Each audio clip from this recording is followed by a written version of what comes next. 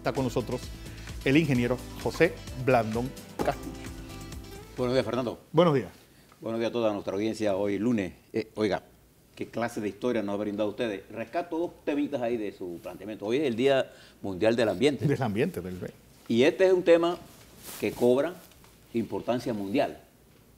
No solamente por el peligro que se encuentra en nuestro planeta, sino por la circunstancia en que llegamos a ese día. El anuncio del señor Trump de quitar a Estados Unidos, sacar a Estados Unidos del Acuerdo de París, generó toda clase de comentarios, pero elevó el nivel de conciencia del mundo. Y eso es importante, eso es con importante. respecto a este día. Y segundo, la Normal de Santiago. La Normal Santiago es como... La Universidad de los Pobres. Exactamente, pero además esa escuela se nutrió de muchos educadores suramericanos, particularmente chilenos, que venían de la Reforma. Y nuestros profesores y maestros que se graduaron de ahí fueron preparados, digamos, por la élite del conocimiento, de la pedagogía, de la ciencia, de las matemáticas, y por eso gran parte de los maestros y profesores que visaron por la Normal tenían una formación además que científica, humanista, y una conciencia social muy alta. Bueno, mi tía Noris es de la segunda promoción de la Normal. Mi tía Mayen también te graduó ya muchos años después, así que todos tenemos algún pariente graduado. Casi todos nuestros maestros y profesores pasaron por ahí. Claro. Y nosotros pasamos por sus manos. Tuvimos la doble dicha de que ellos pasaron y lo que ellos aprendieron no lo pasaron a nosotros. Exactamente. Dos cosas importantes que quería resaltar. Pero bueno, antes de volver al tema nacional, algunas cosas están pasando en el mundo que nos tienen importancia para nosotros. Inglaterra, su tercer ataque desde marzo, sangriento, que pone en evidencia, acuérdense que Inglaterra va a elecciones este jueves. Este jueves hay elecciones y vamos a ver si el impacto de estos ataques terroristas, cómo ha influido en el electorado que ya se acercan, las posiciones entre el laborista y el conservador se han cerrado, que es casi impredecible.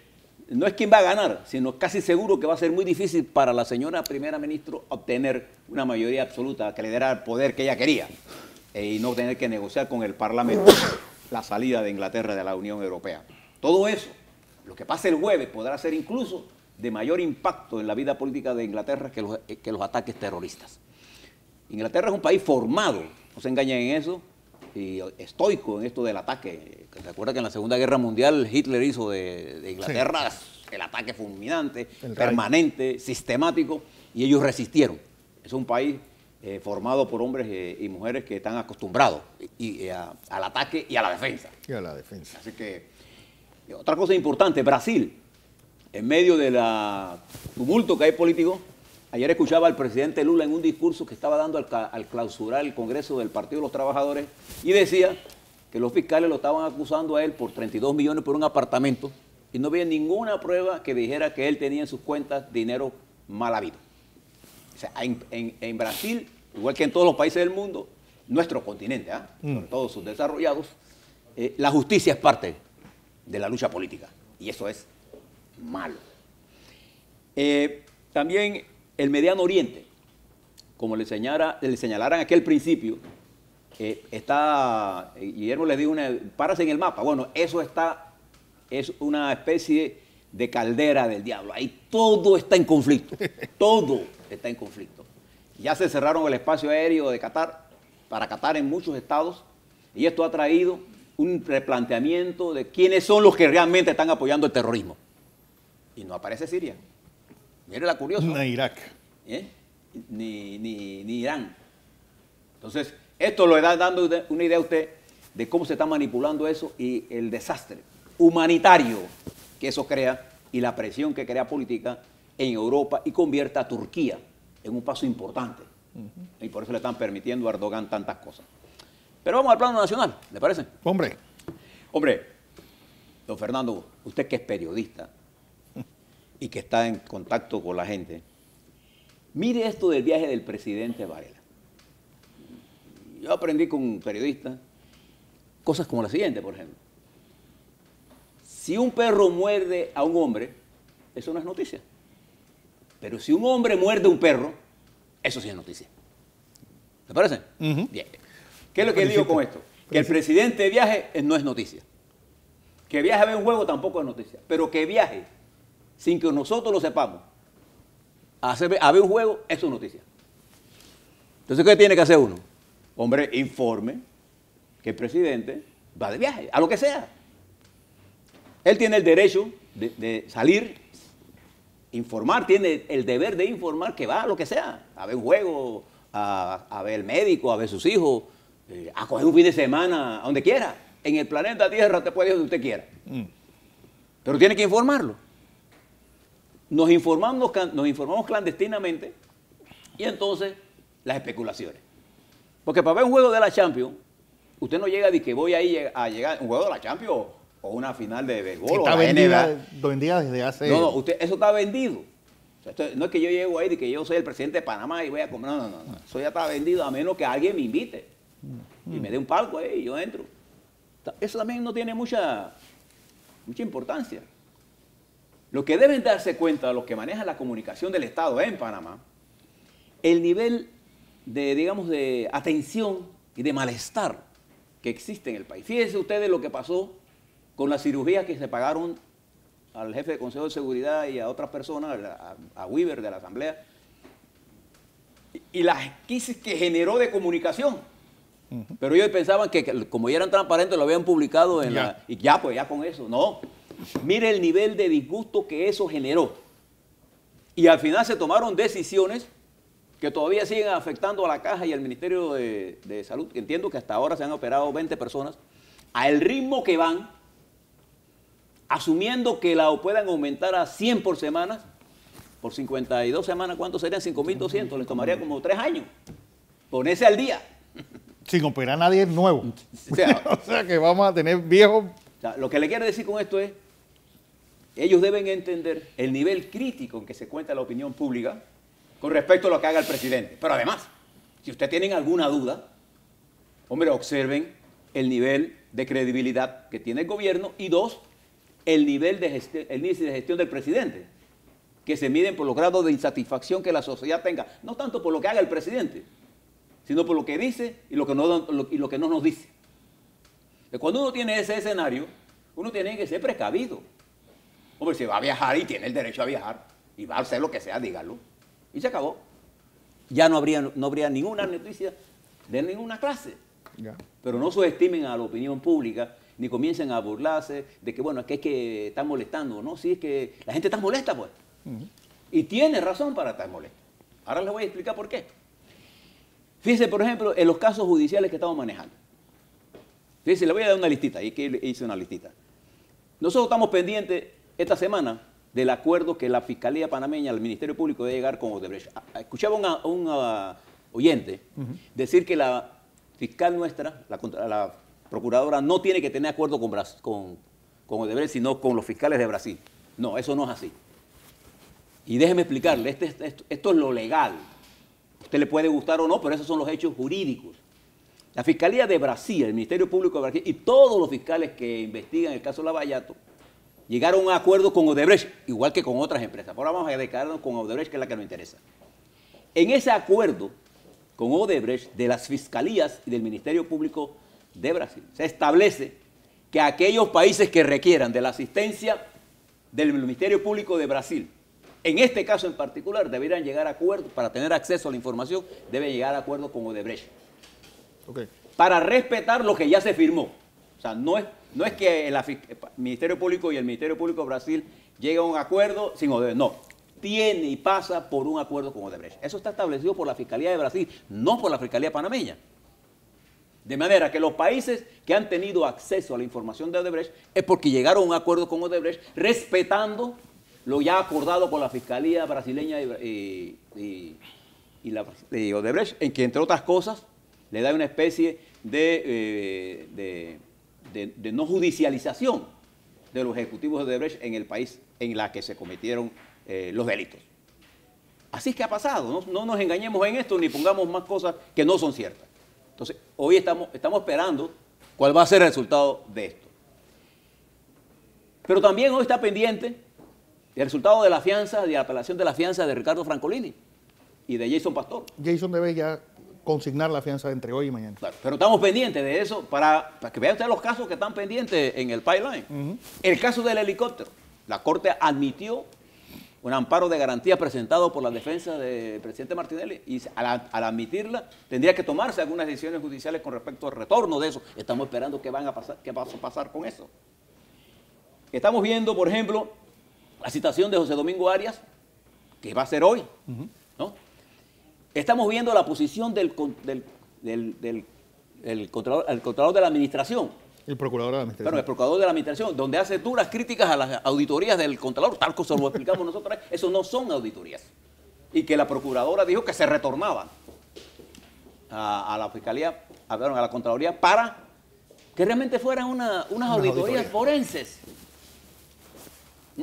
Y como se establece en el sistema penitenciario panameño, las auditorías deben llevar el contradictorio. Es decir, si ellos tienen una tesis que usted cometió un delito de peculado, ellos tienen que escuchar mi punto de vista en eso, incluir en su auditoría eso. Eso no está en ninguna y menos en este informe, que es, digamos, un informe que no tiene ningún valor judicial, dicho por muchos y reconocido incluso por el Ministerio Público.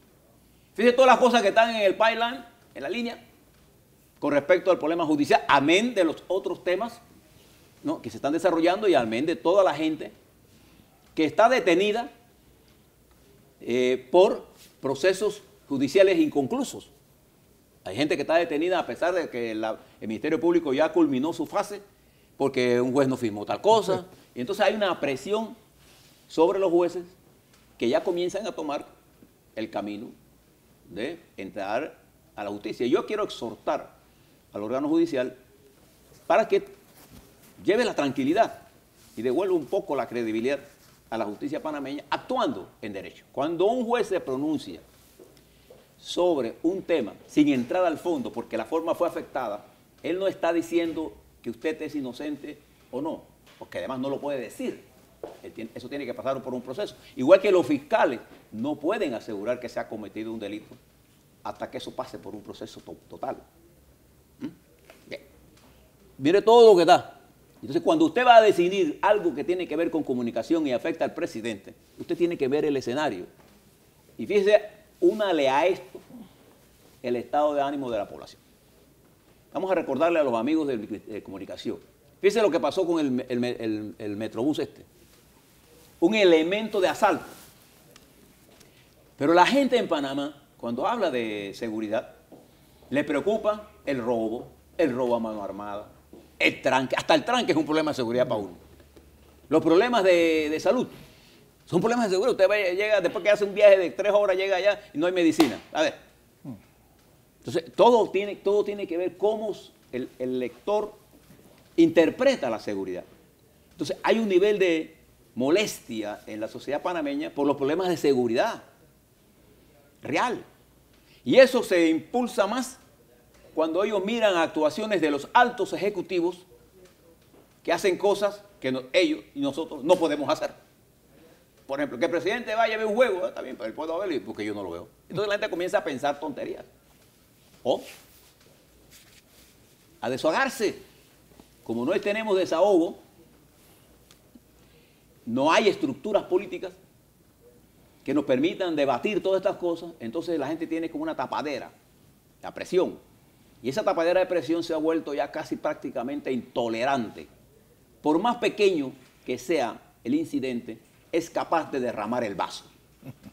Ya ustedes lo vieron, como el caso de las cirugías se convirtió en un tema de Estado. Un problema de Estado. Un problema real, que le pegó duramente al presidente y afectó su imagen.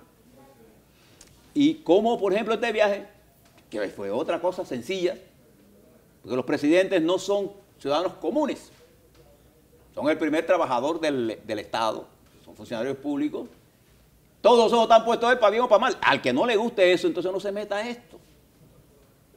Entonces hay gente que lo que hacen es tratar de justificar todo lo que hace el presidente para quedar bien con él, pero quedan bien. Ustedes tienen que gobernar para la opinión pública. Y tienen que saber decirle al presidente, hombre, por ahí no es la cosa. Si no sabe decir eso, es que debe renunciar usted.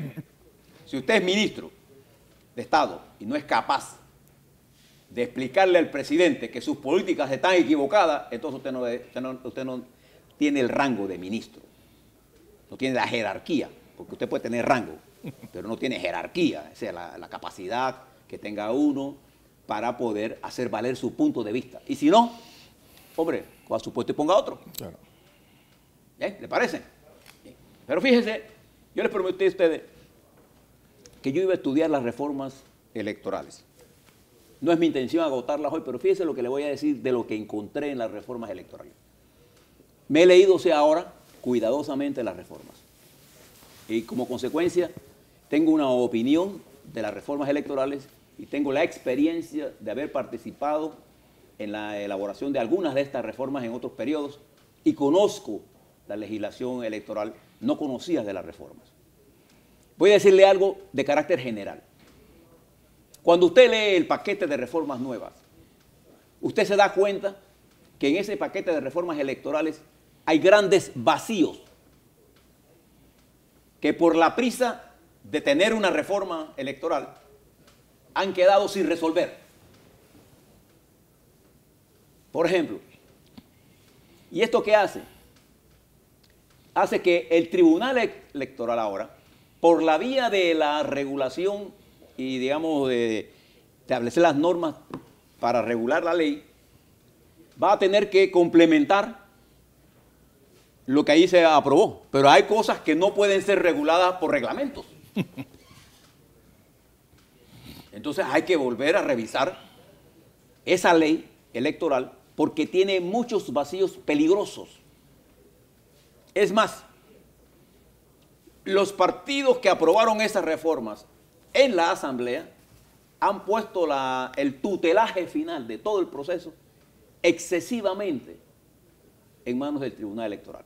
Hay una reforma que a mí particularmente me preocupa, es esto del voto adelantado que incluye, por ejemplo, a la Policía Nacional. Y la policía, en teoría, está dentro de esa lista, podría votar una semana antes del proceso electoral. Entonces yo preguntaba, bueno, ¿quién nos garantiza a nosotros que esa votación adelantada, que es una encuesta en realidad, sí, no va a estar en manos de otra gente? No, que lo va a tutelar. Bueno, ¿quién le dijo a ellos que ellos tienen que votar adelantado? ¿Santo de qué? Siempre se ha hecho que votan, pero votan cerca de los... Entonces, todas esas cosas comienzan a generar suspicacia. Y lo importante de las reformas electorales es que ellas no generen suspicacia más de la cuenta. Porque antes de aplicarla, entonces usted puede pensando que ya hay un fraude. Ya incluso escucha gente irresponsablemente hablar de que hay un fraude sin hacer las elecciones. Lo que yo sí creo es que estas reformas electorales, tal como están redactadas, fueron el objeto de tantas transacciones entre ellos, que tienen cosas contradictorias entre ellas y normas peligrosas, subjetivamente peligrosas en su aplicación. Y vean al Tribunal Electoral en dicho. Por ejemplo, el Tribunal Electoral ha emitido todo esto que usted ve aquí, lo tengo del Tribunal Electoral. Estos son documentos que usted debe leerse. El Tribunal Electoral tiene este folleto que dice Reformas Electorales, posición del Tribunal Electoral. Y una de estas páginas, en uno de estos documentos se establece lo pendiente de la reforma. Y miren esto es desde el punto de vista del Tribunal Electoral. Y miren lo que el Tribunal Electoral dice. Está pendiente establecer la sanción de inhabilitación de las candidaturas para los que violen los topes durante el proceso electoral para restituir las garras o efectividad de las medidas propuestas para evitar la violación de las normas y garantizar la equidad de la competencia. Préstele atención a esto. Préstele atención a esto. Establecer la facultad expresa del Tribunal Electoral para secuestrar cuentas de los bancos denunciadas. Mire todas las cosas que están pendientes. Un jugador más, no un árbitro. Sí, es que los diputados, yo soy en contra de que los partidos entreguen su independencia al Tribunal Electoral. Yo estoy en contra de eso, por principio político. Si lo hicieron en la prisa o no se dieron cuenta, eso es otra cosa. Pero cuando yo leí todo esto, Fernando, me quedé preocupado. Entonces yo pienso que cuando regresen los diputados, y el tribunal debe ponerse de acuerdo con los diputados, porque hay cosas que hay que regular. Por ejemplo, hay que reestructurar, de acuerdo a la distribución de la población, los circuitos electorales. Los diputados que hay por circuito. En la provincia de Panamá hay circuitos electorales que tienen menos población que Arraiján, por ejemplo. Y es probable que alguno de esos circuitos tenga que perder un diputado a favor de Arraiján. Y tiene que pasarse por ley. Fíjense, cosas como esas hay que resolver. Hay que resolver esto de los delitos electorales, cómo se va a manejar. Esto de las redes sociales, que no hay ningún tipo de control. Entonces hay que debatir esto, porque todavía esto no es de conocimiento público. Quiero decirles que yo espero que cuando regrese la Asamblea tome conciencia de esto y haga las reformas de manera que todos nos sintamos con las reglas del juego claras. No hay ningún problema. El problema es cuando las reglas están oscuras y dependemos de la interpretación o de la reglamentación del Tribunal Electoral, que no va a tener más remedio que reglamentarlo, pero va a ser a criterio de ellos. Entonces va a haber gente que piense que el Tribunal Electoral no tiene objetividad, porque estamos en un momento de alto nivel de intransigencia o de desconfianza. O sea, la confianza en Panamá se ha perdido en muchas instituciones, a pesar de que el Tribunal Electoral era una institución y es para mí todavía una institución de prestigio, está siendo cuestionada. Y ahora yo me pregunto, el papel de la Fiscalía Electoral, porque el fiscal llega hasta el 2018, el nuevo fiscal electoral va a tener sobre su mando... No, hasta el 2020. Bueno, la Fiscalía Electoral tiene sobre su mando decisiones sobre las que tiene que actuar, pero las normas sobre las que él tiene que actuar debe tenerlas en formas claras, de manera que la interpretación de las normas esté claramente establecida para evitar la subjetividad. Así que me tomé el tiempo, yo la próxima semana le voy a ir hablando por tema, para que usted se vaya informando, de manera que cuando lleguen los diputados, usted le pueda pedir a ellos, sobre todo los que van a ser candidatos, porque aquí hay muchas novedades positivas. La reforma tiene un conjunto de normas que son un avance, tienen otras que son un retroceso y tienen otras que están en el limbo. Entonces, esa es la que tenemos que resolver. ¿Le parece? Así será.